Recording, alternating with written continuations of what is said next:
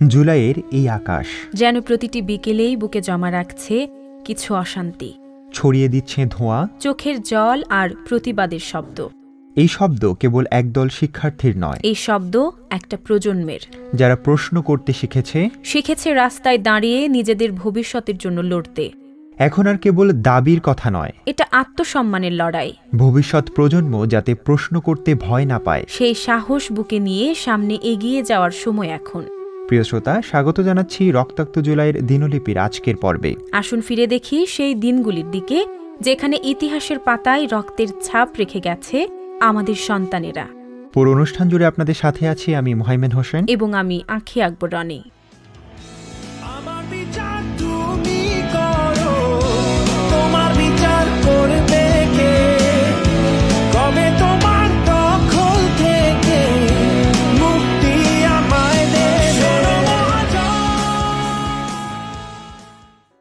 জুলাই আন্দোলনের এক নতুন পর্ব। পুলিশের ব্যারিকেড ভেঙে শাহবাগে অবস্থান নিয়েছিল শিক্ষার্থীরা। বিকেল 3:30 থেকে শুরু হওয়া এই বাংলা ব্লকেট চলে দেশের বিভিন্ন প্রান্তে, আর রূপ নেয় সার্বিক গণ আন্দোলনের। কুমিল্লায় পুলিশের সঙ্গে সংঘর্ষে আহত হন অন্তত 20 জন। আহত হন সাংবাদিকেরাও।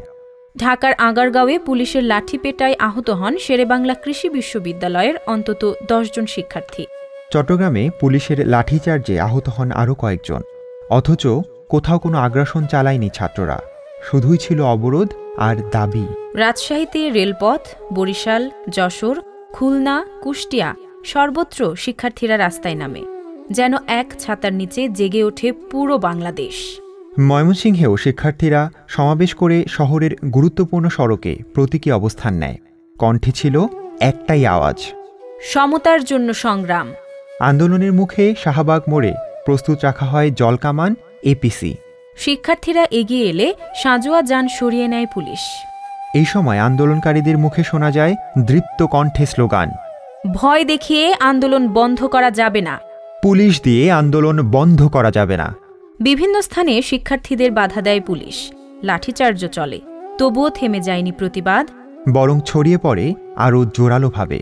বিশ্ববিদ্যালয় মঞ্জুরি কমিশন ইউজিসি উপাচার্যদের চিঠি দিয়ে শিক্ষার্থীদের ক্লাসে ফেরার আহ্বান জানায়।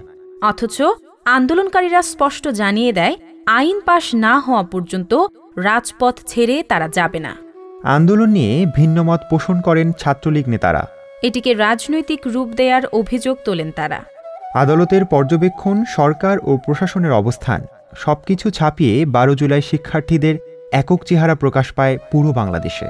এই দিনটা কেবল অবরোধ নয়, এই দিন ছিল দৃঢ়তা, প্রত্যয় আর প্রতিরোধের প্রতিচ্ছবি।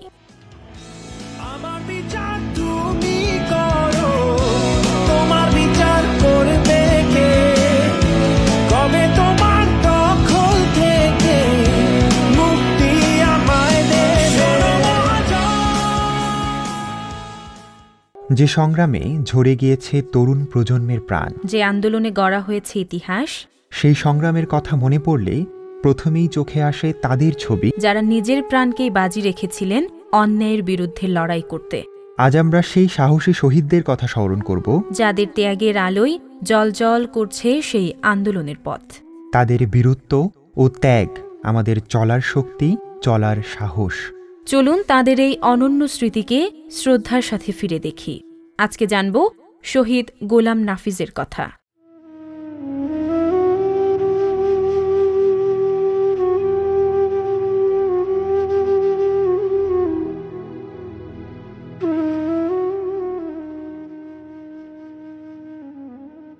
পরিবেশ ও পরিস্থিতির কারণে অনেক সময় নদীনালা এবং খালবিলও শুকিয়ে যায়।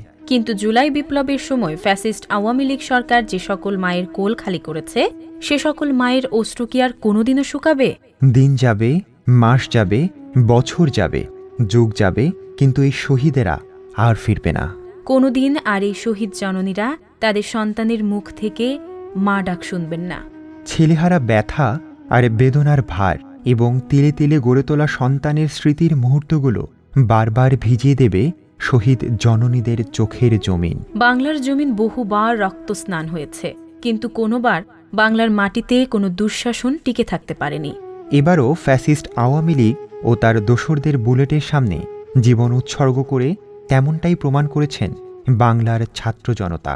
রিকশার পাদানিতে ঝুলে আছে একটা ছেলে। ছেলেটার কপালে বাঁধা লাল সবুজের পতাকা। ছবিটি দেখে মনে হয়েছিল রিকশার পাদানিতে ঝুলে আছে গোটা বাংলাদেশ। জুলাই বিপ্লবের এই ছবিটি নেটদুনিয়ায় বেদনার ভাইরাল হয়ে অশ্রু ঝরিয়েছিল দেশ বিদেশের অগণিত মানুষের। ছবির এই ছেলেটির নাম গোলাম নাফিস। স্বৈরাচার বিরোধী আন্দোলনে গোলাম নাফিস পুলিশের গুলিতে মারা যায়।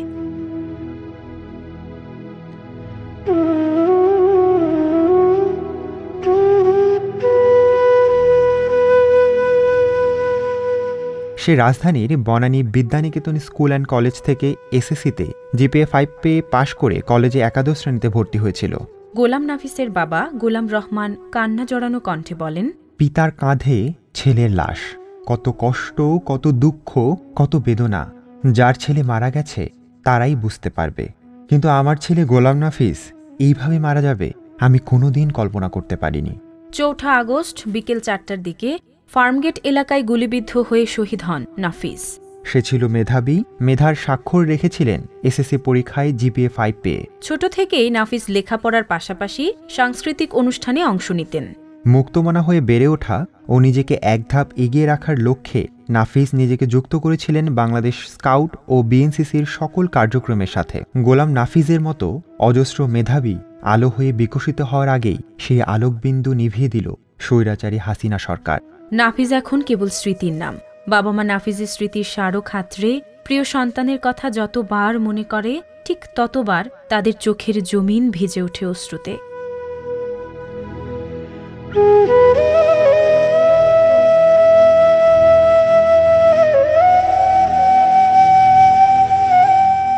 সন্তানহারা এমন অজস্র বাবা মায়ের কষ্ট আজ কে দূর করবে?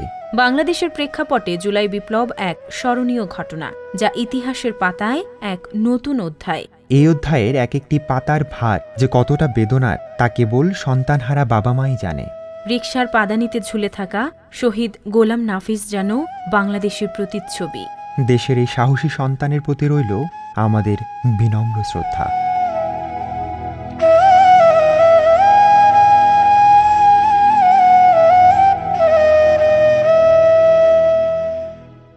সুপ্রিয় শ্রোতা, উপভোগ করছেন রক্তাক্ত জুলাইয়ের দিনলিপি। এবারে আপনাদের জন্য রয়েছে গান। গানটি আমাদের হৃদয় থেকে উঠে আসা কণ্ঠস্বর, যা বলে অস্ত্র নয়, সঙ্গীতই পারে পরিবর্তন আনতে। চলুন শুনি সমবেত কণ্ঠে নোঙ্গর তোলো তোলো এই গানটি।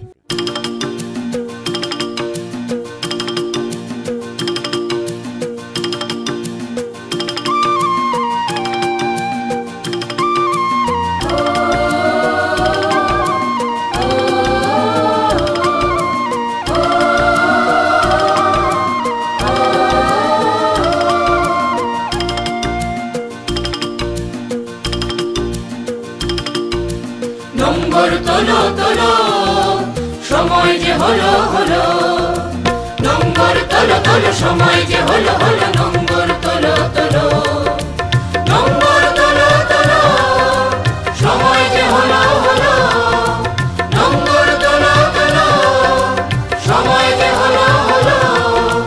নম্বর তোলো তোলো, সময় যে হলো হলো। নম্বর তোলো তোলো, নম্বর তোলো তোলো, সময় যে হলো হলো। নম্বর তোলো তোলো। হেইয়া রে হেইয়া হো, হেইয়া রে হেইয়া হো, হেইয়া রে হেইয়া হো, হেইয়া রে হেইয়া হো। আমার বুকে নৌকায় ভার জোয়ার ভাসিয়ে দাও। শব্দমুখীর বাঁধনে বাঁধনে বজ্র বাঁধিয়া নাও, বজ্র বাঁধিয়া নাও, বজ্র বাঁধিয়া নাও, বজ্র বাঁধিয়া নাও, বজ্র বাঁধিয়া নাও। সম্মুখে এবার দৃষ্টি তোমার, সম্মুখে এবার দৃষ্টি তোমার। পেছনের কথা বলো, পেছনের কথা বলো, পেছনের কথা বলো, পেছনের কথা বলো। নম্বর তোলো তোলো, সময় যে হলো হলো। নম্বর তোলো তোলো, নম্বর তোলো তোলো, সময় যে হলো হলো। নম্বর তোলো তোলো। হেইয়া রে হেইয়া হো, হেইয়া রে হেইয়া হো, হেইয়া রে হেইয়া হো, দিগন্তে সূর্য রাতে দৃষ্টি রেখেছ স্থির, সবুজ আশার স্বপ্নের আজ নয়নে করেছে ভিড়, নয়নে করেছে ভিড়, নয়নে করেছে ভিড়, নয়নে করেছে ভিড়, নয়নে করেছে ভিড়। হৃদয়ে তোমার মুক্তি আলো, হৃদয়ে তোমার মুক্তি আলো, আলোর দুয়ার খোলো, আলোর দুয়ার খোলো, আলোর দুয়ার খোলো, আলোর দুয়ার খোলো। নম্বর তোলো তোলো সময় যে হলো হলো, নম্বর তোলো তোলো, নম্বর তোলো তোলো সময় যে হলো হলো, নম্বর তোলো তোলো। হেইয়া রে হেইয়া হো, হেইয়া রে হেইয়া হো, হেইয়া রে হেইয়া হো, হেইয়া রে হেইয়া হো, হেইয়া রে হেইয়া হো, হেইয়া রে হেইয়া হো, হেইয়া রে হেইয়া হো, হেইয়া রে হেইয়া হো, হেইয়া রে হেইয়া হো, হেইয়া রে। গভীর রাতের অন্ধকারেও শহীদদের আলো ঝলমল করে হৃদয়ে। তাদের ত্যাগের গল্প আজও শোনায় বীরের গান, মুক্তির গাথা।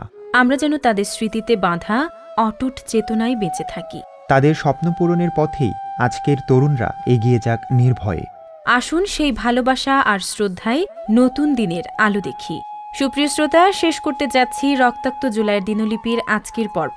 যাবার আগে জানিয়ে দিচ্ছি, আজকের এই আয়োজনের পুরো সময় জুড়ে আপনাদের সাথে ছিলাম আমি আঁখি আকবর রনি এবং আমি মোহাইমেন হোসেন। শব্দগ্রহণে মোহাম্মদ এনামুল হক তালুকদার, সম্পাদনায় ঋতু ভট্টাচার্য, সার্বিক নির্দেশনায় মোহাম্মদ আল আমিন খান, তত্ত্বাবধানে মোহাম্মদ রাফিউল করিম এবং অনুষ্ঠানটি প্রযোজনা করলেন মোহাম্মদ মামুনুর রহমান। সবাই ভালো থাকুন, সুস্থ থাকুন। খোদা হাফেজ।